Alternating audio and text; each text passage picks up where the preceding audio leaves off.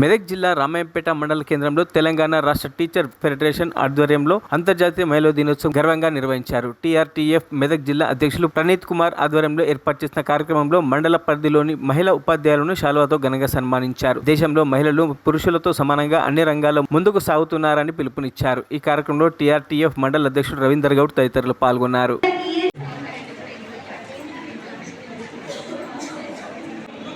తన యొక్క జీవితంలో ఒక ఎన్నో రకాలైనటువంటి జీవితంలో ఉన్నటువంటి ఎన్నో రకమైనటువంటి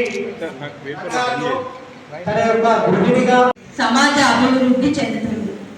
ఏ పక్షైనా ఒక రెక్కతో ఎదగలేదు అన్న స్వామి వివేకానంద మాటలు మరొకసారి స్ఫూర్తిస్తూ జై హో జనయిత్రి ప్రపంచ మహిళా దినోత్సవం సందర్భంగా మహిళా మూర్తులందరికీ శుభాకాంక్షలు.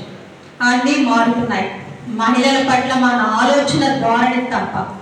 అవును, ఎత్ర నార్యస్తు పూజితే రఘుతే తత్ర దేవత అని ఆర్యోక్తి. దీనికి అర్థం ఎక్కడ స్త్రీలు పూజించబడతారో అక్కడ దేవతలు కొలువై ఉంటారు అని అర్థం. సో ఇది అందరికీ తెలిసిన విషయాన్ని ఒక్కసారి గుర్తు చేసుకుంటూ ఈరోజు మనకున్న సాంకేతిక పరిజ్ఞానం పెరిగింది. సో అంటే నెట్వర్క్ మనం ఎంత ఇదిగా పెంచుకుంటూ పోతున్నామో దాంతో సెక్యూరిటీ పరంగా వచ్చే ప్రాబ్లమ్స్ కూడా అంతే ఉన్నాయి. సో మా ఈ సంస్థ స్థాపించి voice of Bharat save women save nation అనే నినాదంతో గత 12 సంవత్సరాలుగా ఈ సంస్థను రన్ చేస్తున్నామండి. అంటే నేను central board film censor board మెంబర్గా వర్క్ చేస్తున్నప్పుడు 2015లోని ఒక ఇష్యూ నా దగ్గర తీసుకొచ్చారు. మనం ముందుకు రావాలి.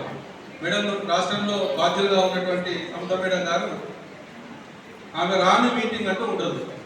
ప్రతి మీటింగ్ హాజరవుతుంది. అన్ని కార్యక్రమాల్లో కూడా చురుకుగా ఉంటుంది, ముందుకు ఉంటుంది. కనుక ఎవరైతే ముందుకు రావడం జరుగుతుందో తప్పకుండా విజయం సాధిస్తారనేటువంటి ఆమె మాటను మళ్ళీ ఒకసారి పునశ్చరణ చేసుకుంటున్నాను. అయితే లోపం సమాజంలో ఉందా? సమాజం అంటే మహిళ పురుషుడు ఇద్దరిలో ఉందా, ఒకరిలో ఉందా అనేటువంటి కూడా మనం కొంచెం అర్థం చేసుకొని ముందుకు పోవాల్సిన అవసరం కూడా ఉంది. నేను చూస్తాను, రామాయణ మహాభారతాలు చూస్తే సీతను చూశాను. సీత రావణితో ఉన్నటువంటి సందర్భంలో ఆమె యొక్క గొప్ప పట్టుదల, ఆమె నిష్ఠత ఇవాళ ఏ పురుషుడు కూడా అట్లా ఉండలేడు. మరిన్ని అప్డేట్స్ కోసం మా ఛానల్ని సబ్స్క్రైబ్ చేయండి.